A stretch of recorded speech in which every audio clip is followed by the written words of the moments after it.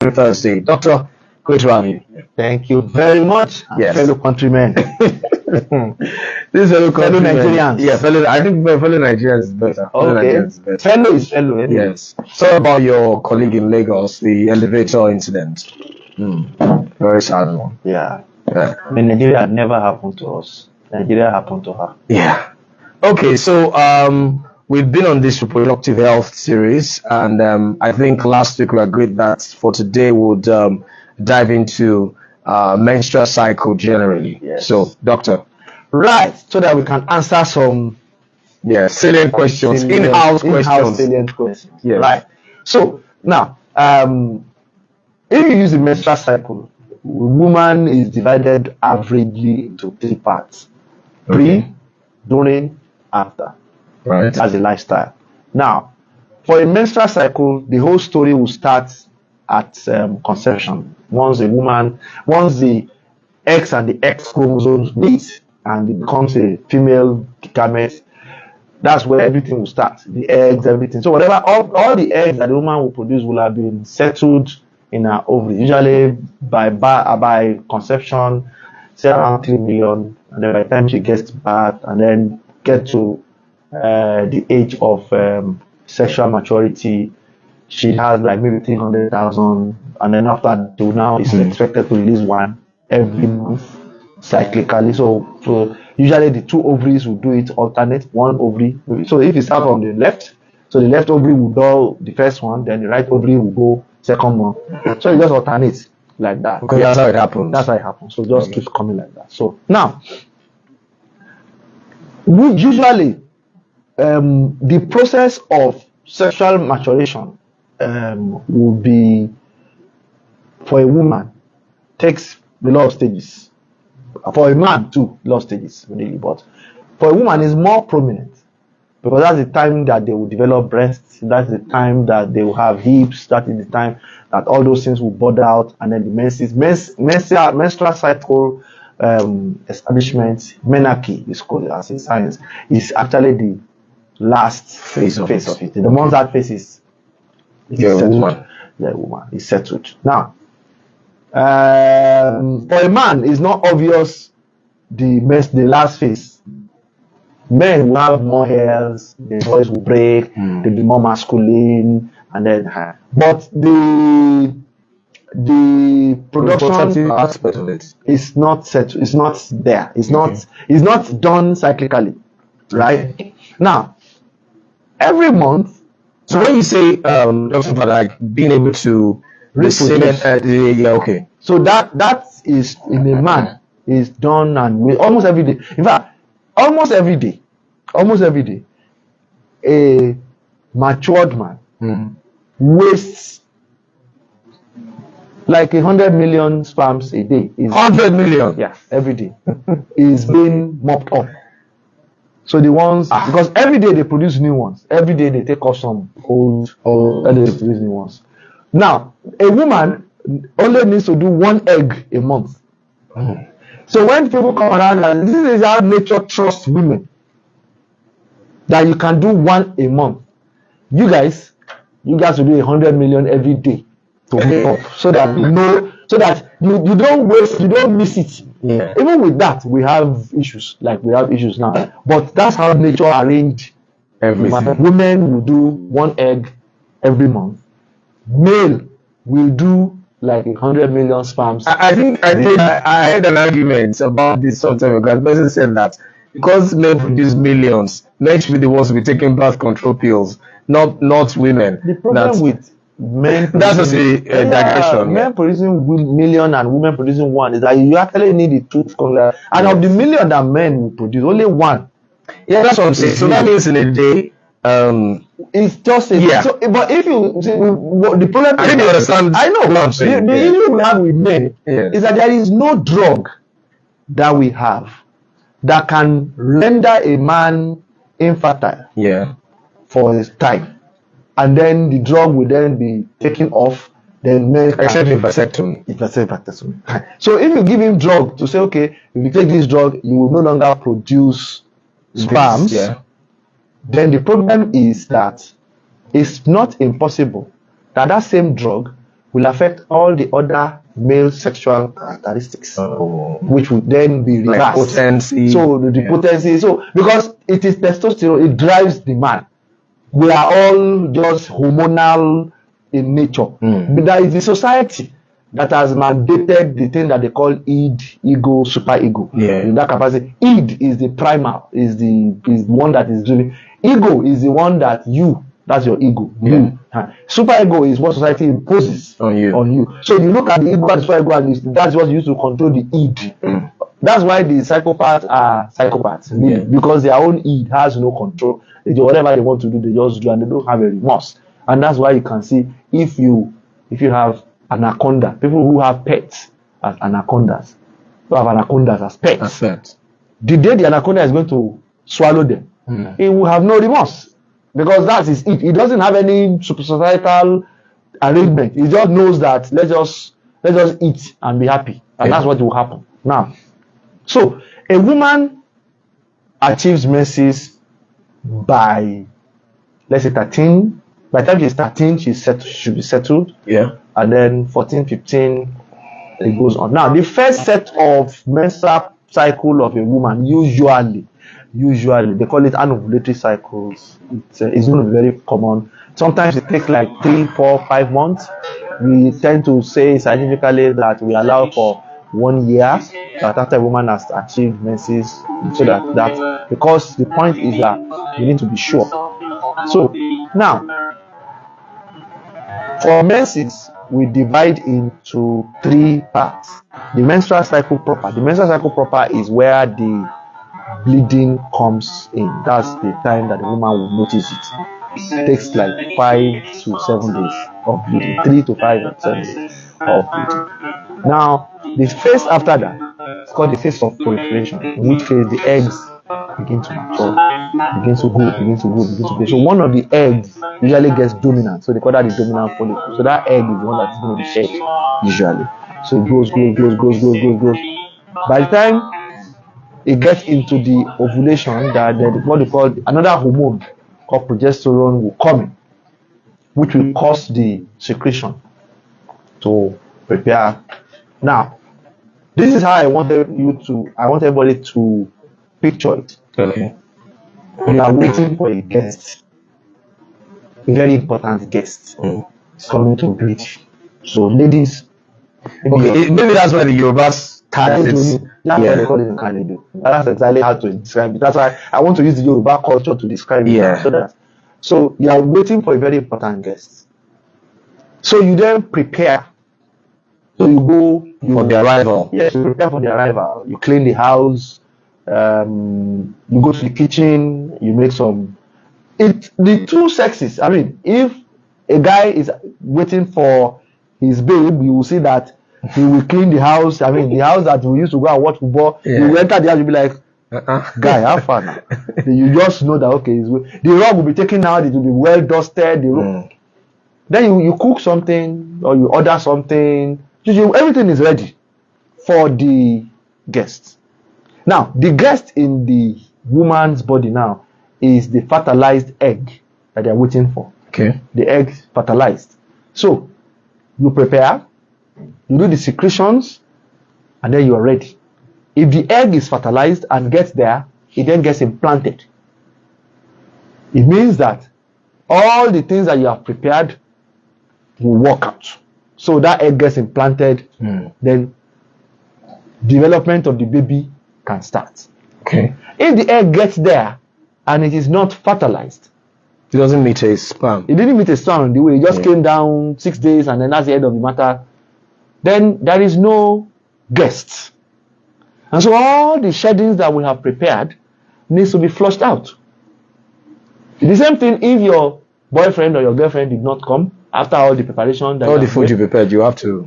Somebody will come and eat the food. Your guys will come in the way of consoling you. They will help you eat the food. If it is the girl, your babes will come in the way of consoling you or your bestie. You will eat the food. Or you just hand it over to the small children around. That's the end of the matter. In the same way, the body will flush out all the preparation. And that's what the women see every month. Okay. And that's why we call it in Kanlejo. Right. Because we were using it to expect somebody and it didn't come, so we're just pushing it out now. So now menses starts and then it's going on. There are quite a lot of things that can go wrong in any of the stages. Okay. The menses is controlled from the brain. There's a brain control to produce the brain hormones. It is the brain hormones that tell the ovary to do well, to work. Then the ovaries produce their own ovarian hormones, and then the ovarian hormones then get the eggs out. So, if there's a problem along the line of the brain, from hypothalamus to the pituitary, the problem around that joint, problem would be. If there's a problem on the ovaries, there will be problem. Okay. If there's a problem of obstruction, there will be problem. Now, for menses itself, it can be heavier than normal, which is more than normal.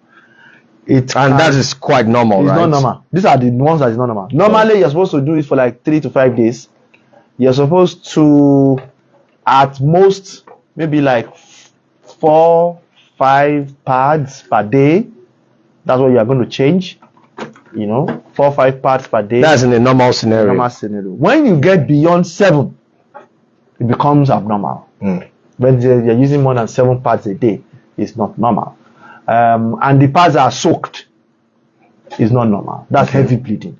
When you do a menses and after that you begin to feel dizzy because of blood loss, you're feeling dizzy and all coordinated, yes, that's not normal. You should see a doctor. Now, if it's heavy, it's not normal.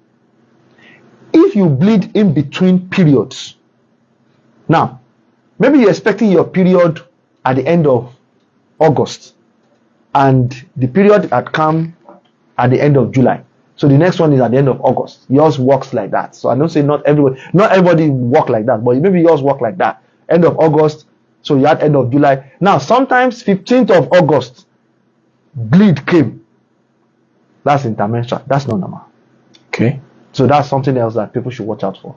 Now, so you can have heavy bleeding, you can have between period bleeding, you can have no bleeding, which is the anovulatory cycle, in which case there was no egg released. Okay. If there is no egg released, that's also not normal. It's not normal. Egg must be released.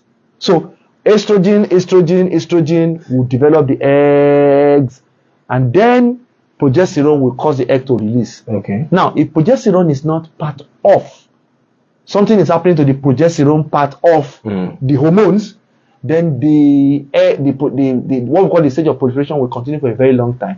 And when the proliferation gets to a point where it goes beyond its blood supply, there will be some very few minimal stains and all that, but there is no egg release. And the woman will say she's not seeing her period. Yeah, I've heard stories like that. In fact, I know someone who told me at some point that for like 2-3 years straight, nothing. So nothing. So that kind of person should go out to see a doctor usually. So would that affect wanting to fertility? Yeah, of course. Egg is not released. 1 egg per month is not released. Once it is not released, what is the sperm going to meet? Nothing. So it's wasted effort. So we need to usually check. We need that we need to check that. So we have that. So we can have the anovulatory, we can have the interbleeding, we can have heavy bleeding. Sometimes you may have no bleeding. Usually, if you have no bleeding, usually that starts at the beginning. If you have some people have this big fibroid that just grow and block the. Okay, it could be as a result of fibroids. So fibroid can block the entrance. So once you block the entrance, the woman will not have, but the blood will be collecting inside the uterus.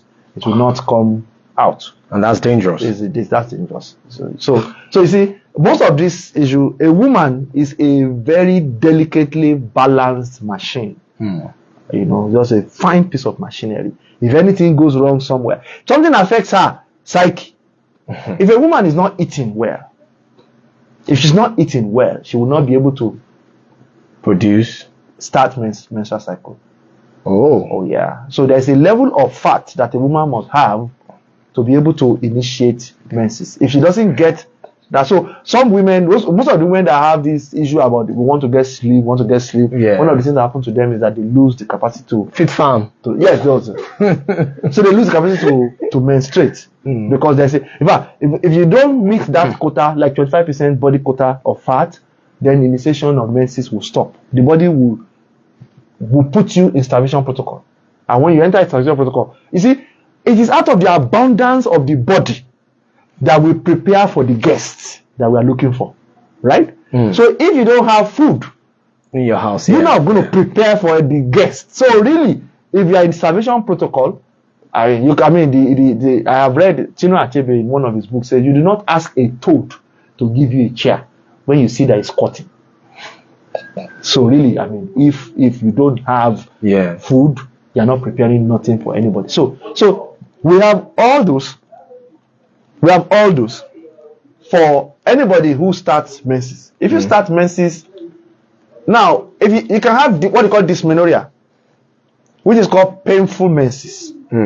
So it can be primary. Okay, is that what they call menstrual pain? Menstrual pain, yeah. Menstrual cramps. Yes. Cramps is not menstrual pains. But menstrual pains, are they normal? For some women, the release of the egg is accompanied with something that we call in German Mittesschmerz. That's what looks like menstrual pain. You know, that's the pang of the egg just coming out. Now that happens in 1 day, half a day period. So if it goes beyond that, then there's something else. You need to look at something else.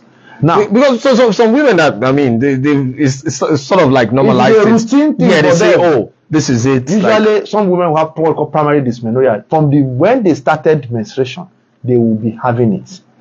Primary dysmenorrhea is not a pathology. It is just something that you don't like, really. You just don't like it. It will happen. Why? Because it's just the balance of the hormones that is causing the pain. Prostaglandin, prostacyclin hormone stops. So, if you go and see a doctor, what will probably give you is some strong painkillers. You take it, everything. Usually, when the menses starts, the pain starts to go down, and then the pain will completely go away. Now, secondary dysmenorrhea is when you've not had dysmenorrhea before. After some time, you now start to have pain in menstruation. It was not normal before. It's not part of your cycle. It just came. You need to see a doctor. Now, most of the people who have primary dysmenorrhea should not be worried. When they have the first pregnancy, there's a way that resets the cycle again.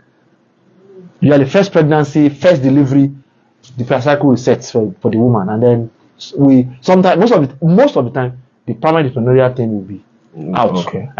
But secondary dysmenorrhea is a pathology. Something is wrong, and that's what's causing the pain. Can be fibroid, can be anything, can be endometriosis, can be anything. But there's something there that is causing pain.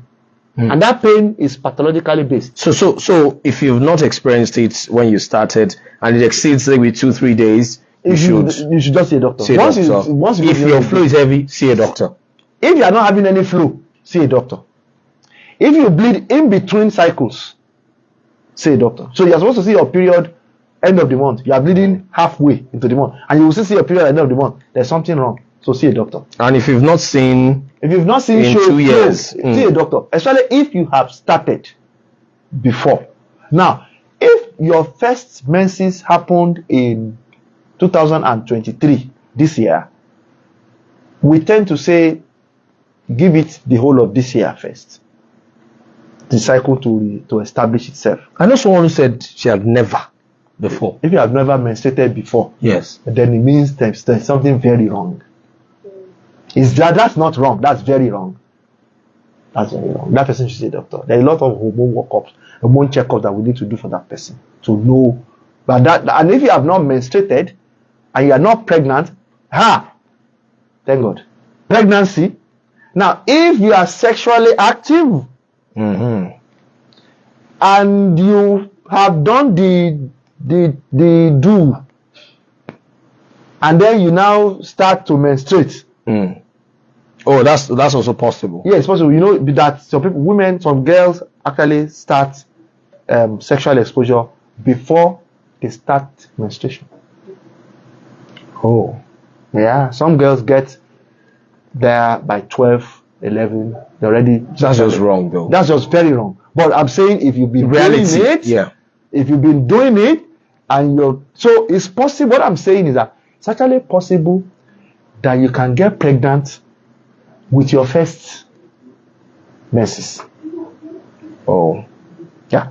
So because if you've been doing it consistently, and then the egg is coming, meets a sperm, gets fertilized, it doesn't really matter to the body whether this is the first egg or it doesn't really matter. It's an egg, we are carrying it. And once your body deems it fit to release eggs, it's ready to take. I know someone who is on Depo. Yeah. And since this person has taken Depo, she has not. And usually Depo is, so that is normal, you take right? Depo to prevent it. Okay. It's a contraception. Okay, so Depo is a contraception. So that means you will not menstruate when you're taking Depo. You will not. So that's what we are using Depo for. We're going to talk about contraception later towards the end. Yeah. So that's the problems that can happen. You can be, if you're pregnant, so that's why we say give it the year. During the course of the year, we will know whether pregnancy it is or it is not.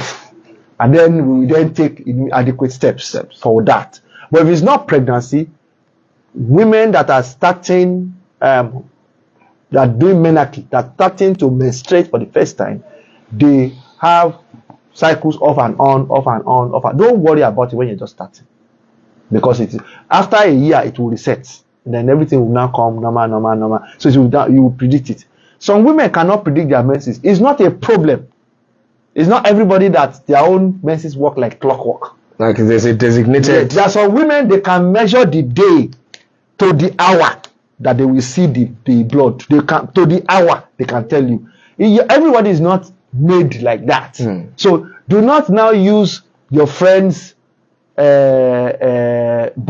function to measure whether you are standard. Yes, you are standard by yourself, on yourself, for yourself.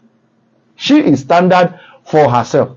Everybody has. Some women have period of 21 days. It means that it's possible that there will come 1 month in a year that she will have twice bleeding. Oh. So if you do 21 days, 21 days, 21 and that days, is normal. 21 days, 21, yes, it's normal. 21 days, 21 days. There are some women that have 35 days. So theirs is more than 1 month. So some women will tell you that, oh, sometimes my period will skip into the next month. So she will do June, and then she might not do July, then she will skip into early August, and then continue like that. Then so that's how they do it.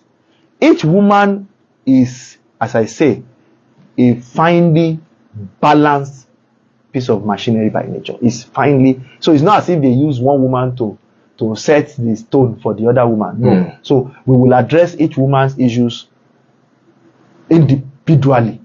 That's what it is. So you have all this. Dysmenorrhea can come in. Now, during this part and before this part, sex education is very important for a woman because they can get pregnant very quickly. Apart from that, issues surrounding hygiene is important. STIs are very common for a woman. It's not, you don't doubt, and we've said that time and time again, do not use soap, Dettol, Izal, or whatever to wash your private part at any point. For girls, don't. Normal water will suffice because of the bacteria inside the vagina, which protects the vagina. Now, women are the ones that we know. 8/10 of the time, women carry other women to go and do female genital mutilation. Stop carrying yourself to go and do female genital mutilation. Please. It doesn't do any good. It's bad. It is harmful. Let's stop it like that. Now, menstrual cycle will continue every month until a woman gets to the point where we call menopause. We call it, scientifically, we call it climacteric, which is the period that is surrounding menopause. Usually a woman now, it's coming back. Before, it used to be between 40 and 50, but we're seeing women now 30 something of age that already having premenopausal issues. So we're looking at it. How do you know that a woman is getting into menopause? Yes, after a period of regular, consistent menstrual cycles, then the ovary, what they call the stage of ovarian insufficiency will set in, so that the ovaries will no longer be able to produce the hormones that will drive the eggs out. And so the hormones will now start. So it can produce maybe 10 mils per microliters per liter before, maybe it now becomes 5, and 5 may not be able to do it. So we wait. So you do period 1 month, you don't do period the next month or the next 2 months, then you do period again for the next 1 month, then you do. So that stage of ovarian insufficiency, the ovary is not sufficient to meet the need for egg production like that. And so that will happen. While that is happening, the ovary will keep failing, and then after that, there will be a stage of ovarian failure. Once the ovary fails, there will be no more hormones in that line. So eggs are no longer produced, menses no longer come. Women experience a lot of symptoms in that time. A lot of symptoms. Hot flushes, can be cranky, can be some headaches, some somatization-like disorders. Every part of a woman's body at that time is fully expected to have one symptom. So a woman in that age comes to the hospital. So my colleagues they are very aware that that's the time that from the hair on her head to the sole of her feet, she might have a complaint. And it's actually because she's in climateric and she's going to go into menopause soon. It is a period, that transition period needs to be a bit properly managed. Sometimes it's bad that we need to give hormone replacement to allow the transition to be a bit more smooth for them. Then women get into menopause. If they are in menopause, it means that primarily they are no longer producing eggs. So from that point on, they don't have need. Well, they are free to have intimacy with their husbands and what have you, because they are now safe. Okay. But they should be worried. They should be wary. Yeah. Women menopause with postcoital bleeding. Okay. Postcoital means that after coitus, you see bleeding, please go to the hospital. Okay, so doctor, I have a question here. In the house. It says yes. If you use painkillers to the point that it doesn't even work anymore, and the pain is still very painful on the first day, what should you do? On the first day of the menses, yes, probably that's usually primary dysmenorrhea, because by the second day the pain will then start going down. But the pain becomes unbearable. The unbearableness of the pain in the first day is what we are trying to manage. Yes. And then what usually happens is that you have to speak. Usually we are afraid. And you've been using painkillers and it doesn't work anymore. Maybe they were working before. Yes. Now they stopped working. Yes. Either the intensity of the pain had gone up, or your threshold of pain had gone down. Those are the two things that have happened. The intensity of the pain had gone up, your threshold had gone down. What I will advise that kind of a person is, go to see a doctor, do a scan first. Let's be sure that there is no other thing attached, that the pain is still the pain.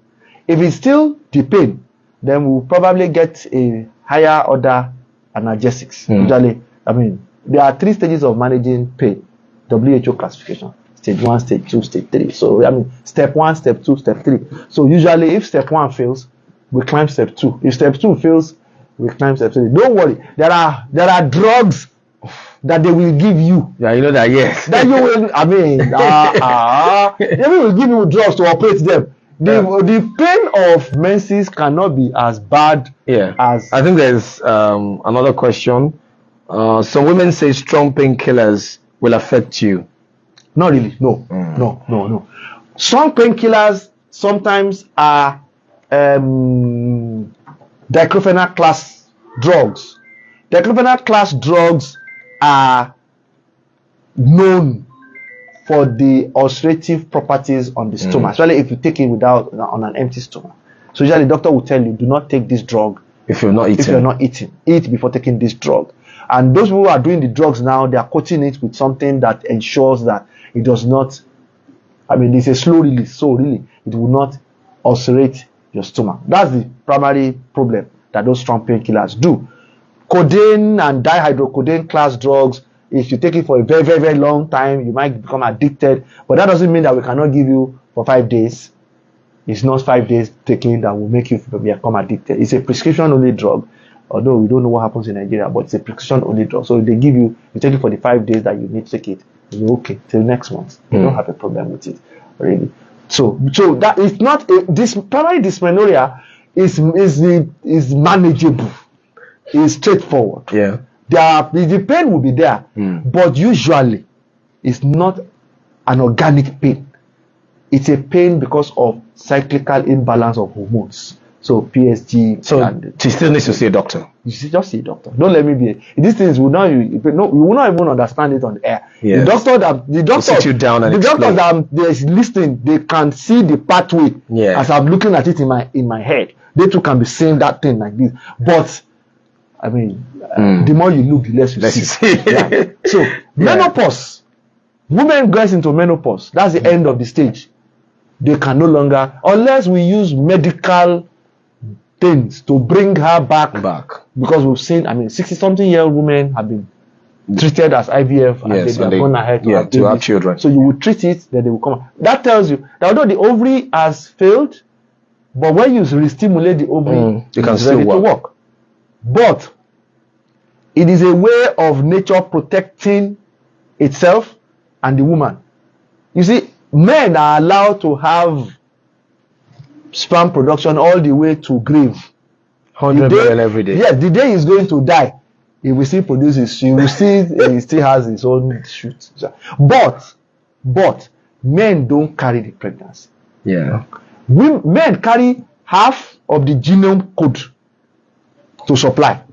Now, women carry the remaining half of the code To receive. and then it is they who then determine how to supply the baby, how to feed the baby, how to. So when you get older, you don't have that strength You do not have the capacity to do that. And don't forget that before we arrived in this fantastic building, we were once running on the plains of South Africa. We were once being pursued by hyenas, lions, and tigers. After we were sent away from Eden, the lions were here waiting for us. So really, we were prey animals before we became capable enough to. Where in the Bible did they say we created fire? It should stand to reason. Yeah. That there was a time that men had no knowledge of how to create fire. The only time we saw fire was when we see it burning the bush and we run away. And after some time, one of the men in those days realized that we can take this thing with us wherever we go. We can master this thing. And then mankind put fire to ward the animals off. So when we sleep at night, in front of our own cave, we will put fire. We will sleep. Animals will not come through the fire. So we are safe. And then we started to have what they call civilization. And this is all the lights. So that process, all these hormones and all this had stopped the women. So that once you get to a particular point, you can no longer reproduce. Because the body realizes that the energy of reproduction, the energy to sustain the pregnancy, the energy to breastfeed. And this is the breastfeeding week, August 1 to August 7, breastfeeding week. So shout out to all the breastfeeding mothers. Please keep it up. You are doing a very wonderful job. God is going to help you. I clap for you. I clap for all of you. Those of you who don't want to breastfeed your baby, I don't know what you want to do with the thing. No? God is going to help you. Sir. Yes, you, sir. Yes, you. Yes, you don't look back. You, Gogon. Yes, sir. You, Gogon, sir. It is you that I'm talking to, sir. Please. Yes, you do not have breasts that you can give the baby. But please, let your wife express the milk into a bottle. Clean bottle. Sterilized bottle. Bottle that has been boiled inside hot water for like 10 minutes. Yes, let your wife express breast milk into that bottle and put it in your fridge. So that the wife can sleep and then you, sir, can then do that part. So that at least if she is feeding the baby throughout the night, you can allow her to sleep throughout the day. So that she can then do the express breast milk. It works like that. Please. Yes, sir. Thank you, sir. Yes, because the two of you, sir, we're saying it now, the men, you carry half of the gene. She carry half of the gene. Why is it that it's her responsibility to do the whole thing? We did it together now. Thank you, sir. Yes. God bless your home as you conform to that therapy. So that's the cycle for a woman. Yeah. Menses, pre, there is no problem. Now, finals. Yeah. It is not because a woman has achieved menstruation, has achieved menarche, has achieved sexual maturity. That means that the woman has achieved maturity in Mentally, the head. yeah. And maturity to be emotionally matured enough to go to marriage. Because I've had this I've had it to the gills that have been fed up with it. But please, because your daughter has started menstruating, what you need is to teach your daughters safety. If she's not good for non-married women or non-married boys and girls to engage in coitus, it is not good. If they are going to do it, protect themselves, you need to teach all of them, girls and boys, this story. But do not now carry your girl at 12 and a half, 13, 14, and then marry them off. Then marry her off to somebody. Because why? Because she has achieved menses and menarche. Why? 14-year-old is in what class in secondary school now? 6 years at home. Maybe SS2, with 6 SS1. years, they get 6 years at home. Yes. Then they do 5 years in primary school. Yes. So that's 11. 12, 13, 14. So GS3. GS3, SS1, depending on how fast the child is. So how will you marry off a GS3 child or an SS1 child? SS3 child, you cannot marry her off. She needs to go to university, or you don't have a plan to send your daughters to university. If you don't have a plan, let her then go and learn something, a trade, an art. I always counsel, and I maintain this, that one of the ways that we can promote women empowerment is to be sure that every woman that gets married has the capacity to cater for herself first. That, you see, if you are alone, your house rent, your feeding allowances, your movement allowances, you can sort it out on your own by yourself. That's the time that you may consider that you can go and get married. Do not become a burden somewhere. Yes, because the man is ready to pay the body does not mean that you should go and give it, because how today looks, tomorrow may not look like that. Yeah. So please, it is not ideal to marry off the women at 13. Don't mind what you hear on the news about what some people did some time ago. Do not mind that the fact that the Senate of Nigeria has redefined adulthood to include married women. A lot of married women are not adults in their brain. They cannot even vote. They are not 18. So if you are not 18, you cannot vote. How can you now be married off? How? So please, that part is very touchy for me. Yeah. I don't, it's a very major point for me. So let's just clear it out. Yeah. So, but in all of this, let us not forget that reproductive health is defined as the ability of two couples to enjoy safe, satisfying relationship and the capacity of either of the couples to decide when to enjoy that, if to enjoy that, and for how long to enjoy it. So it is first and foremost the ability to enjoy it, and then the capacity to take a decision on the enjoyment. Yeah. So it's not by force for one, and then the enjoyment is for the other. No, that's the core concept. So menstrual cycle is an integral component. Every woman will go through it. I know thank God Nigeria has not started that nonsense that everybody's talking about. The gender thing. Every woman will go through it. Yes. It is a woman thing. It defines them. In fact, now they will say you have to say every person, not every. The fact that you want me to say you are handsome and intelligent does not mean that you are. It's just your opinion of yourself. I don't have to repeat your opinion of yourself to you. The day I need to re-echo your opinion of yourself, something is wrong with your image of yourself. It is you that needs to work on it. Because when I see delusional patients and they tell me that they are God, I don't follow them to say, oh yeah, you are God. Most High. I give them drugs so that their mind can come back to reality. So if you tell me you are something that you are not, I will give you drugs that will make your mind to return to reality. So are you saying those people need drugs so that they can come back to reality? If you look at me as you are looking at me now and you say you are not who you are, then I will qualify you. Our friends are waiting to see you. They will help you back to normal. So that's all you will do for reproductive health. If you do it well, contraception is part of reproductive health. Maybe we should do contraception next episode. God help us. It is part of it. Yeah. It's a whole complex, but it is part of it. Yeah. All right. Thank you so much, Doctor, for joining us on the show. It's been a very informative session with you on Doctor in the House. We'll be back next Thursday, 12 noon, right on the Happy Station, the Beat 97.9 FM. Bye for now.